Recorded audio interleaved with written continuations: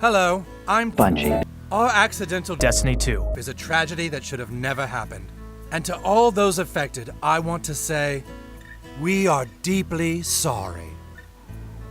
We're sorry. We're sorry. Sorry. Two things, guys. Number one, we were in the same goddamn shirt. This always happens. I come back on the day one and you fuck it up.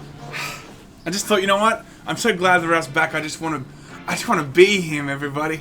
I just want to be him. Alright, man. It's a bit weird. Okay. Fucking weird. That's man. weird, guys. But we're back. It feels kind of normal yet weird. Do you know what I'm saying? There was only 2 videos we could start with on my return. One of 2 videos. Okay. Right? Yes. It could have been a Star Wars Battlefront 2 video. Andrew Wilson shown re-oiling himself. That's right.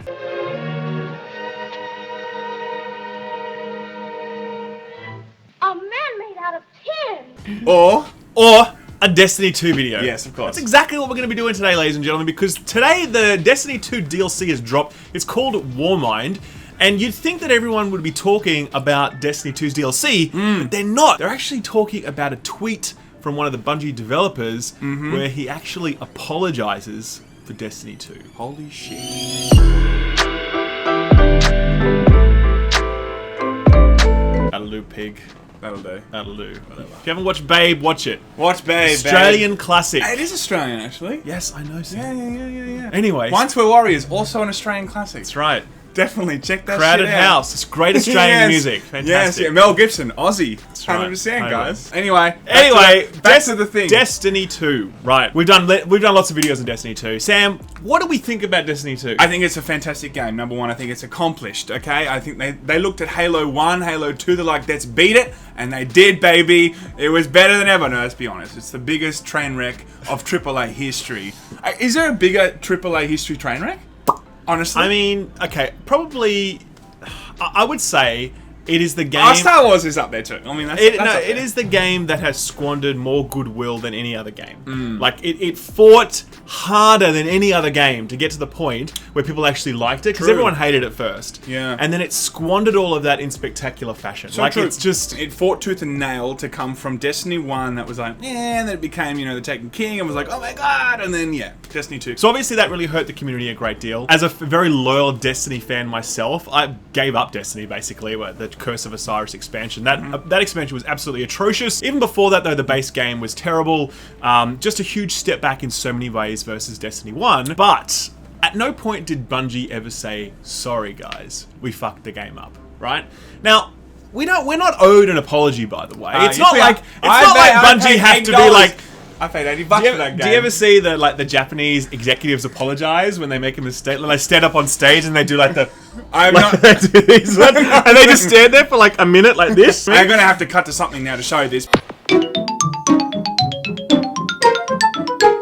But anyway, the point is that we weren't necessarily owed an apology from Bungie, but it kind of would have been nice if the language that they used was a little bit more real and a little bit less PR bullshit. So all of this in context, today, the DLC for Destiny drops, called Warmind, and one of the developers, he was tweeting out his excitement for it. Now, this guy's name is Josh Hamrick. Now, he's appeared in a few of the live streams before, so people know his face and know who he is. And he was tweeting out, he said basically, excited about Destiny, you guys. Excited for tomorrow. Excited for the future. Excited. To which Jacob Hamblin replied, Destiny is shit.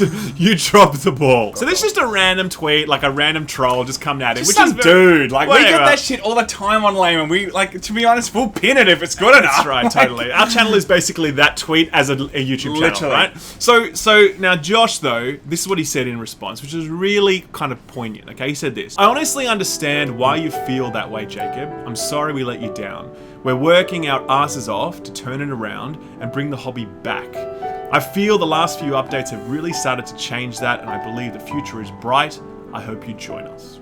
Now, I had the feels then. You had feels? I had feels. Deep in your feels? You may have experienced some violin under the editing then. I don't know. We'll have to see. All jokes aside, I do like seeing that because it's like, dude, the guy's like working his butt off. He really wants this game to be something. He's obviously part of the journey, part of the vision of what they all want Destiny 2 to be. Yeah. You know, and you know, he's obviously kind of misread.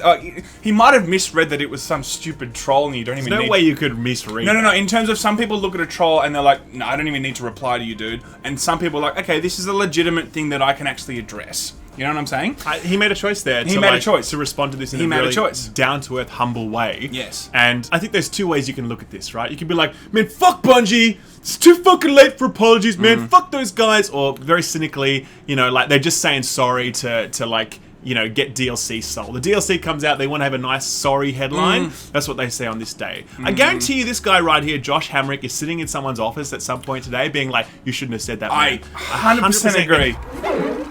This company is one of the top software companies in the world. You have a problem with authority. You believe that you are special, that somehow the rules do not apply to you. Obviously, you are mistaken. Find yourself another job.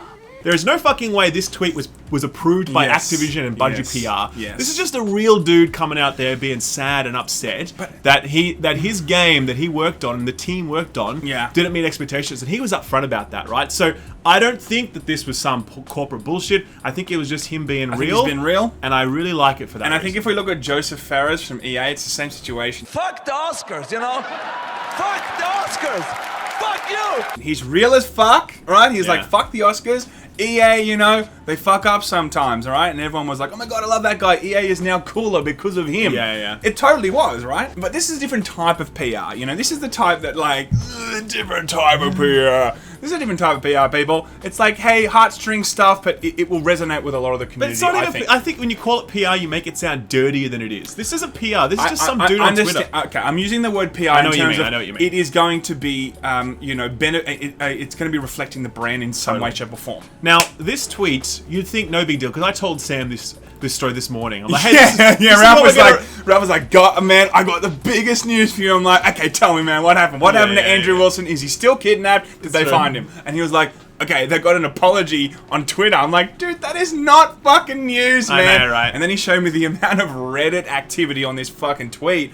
I was like, okay, it might be news. Like 7,000 upvotes. The top post on Reddit, Destiny's Reddit today, even though they're launching a DLC on the same day, this was the #1 post at the time of recording, because of the fact that it was so real, and all the responses underneath it, well, not all of them, but a lot of them were just like, thank you. This is the kind of publicity. This is the kind of engagement we wanted from Destiny. So I'm looking while Ralph was speaking. I just thought I'd cut over him and look at the. Yeah, thanks. There is a lot of nice things. A lot of memes of people like looking all cuddly and shit. There's a Patrick meme crying and shit. You know, I feel the feels. I think everyone feels the feels. I will say this. I will be really upfront in my thoughts on this. I do feel as though Bungie's PR team do an absolutely terrible job, right? Like, I interact daily with PR practitioners across all the major publishers, and I meet some really excellent people that are really doing their jobs well. Bungie are not doing their jobs well. This crisis that this game has gone through, the PR team, it was their job to shepherd the company through that in the right way, and they didn't do it. Yeah. You know, games like The Division, games like Warframe, games like, you know, fucking so many games these days. Siege. They have these community managers and these community groups that go out to the people and talk to them in a real way, and they're honest about things, right? Bungie are this sort of very aloof, over the top, like, you can't touch us, you can't talk to us kind of approach to PR management. It's just not the way to do it when you're going through this. This feels like a ray of sunshine when it comes to Bungie's approach to PR. Yeah. And this is why so many people are like, oh my god, I love this, give me more of this. You know what I mean? I think, you know, ultimately, if you are transparent, if you're like, hey, we have fucked up here, it's going to make your job a lot easier to re-engage that community, to re-enter, you know, a lot of households in terms of, guys, we got new content for Destiny 2. We know we fucked up here, but hey, look, just give us a chance. Most people, I would be like, cool, okay, fine, I'll give you a chance. Yeah, that's fine. And even though I was totally disappointed with Destiny 2, I spent money on it, you know, I did spend a decent amount of time on it, I would still be totally open to the next DLC coming out if they were like transparent and open about, hey, we want to fix this. Well, join me. And this is the flip side, right? The flip side is, money talks, bullshit walks. Like Destiny 2 was clearly just a cash-in. There's no doubt about that. There's no argument there. It was clearly a case of let's flip the last game, take some of its best parts out, and then rebuild the game again in future. This doesn't change any of that.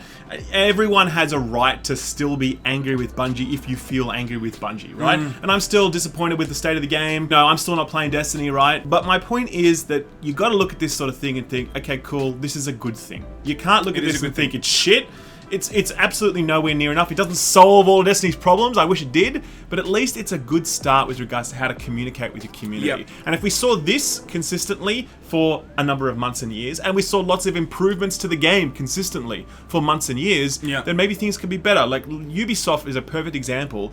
Shitty publisher for many years, but now they're in a position where they work hard on their games to like fix them and make them better and release better quality games. They're in a really good spot right now because of the fact that they're open with the community and they update their games.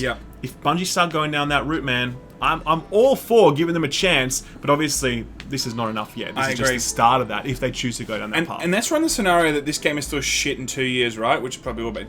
That's, if they're transparent like this going forward in 2 years' time, you would still have built a better brand because of it. Yeah, totally. You know what I'm saying? Yeah. It will still leave a better taste in everyone's mouth if it's just more real. Like, if they're just more real with us. Yeah. But anyway, guys, that is it, right?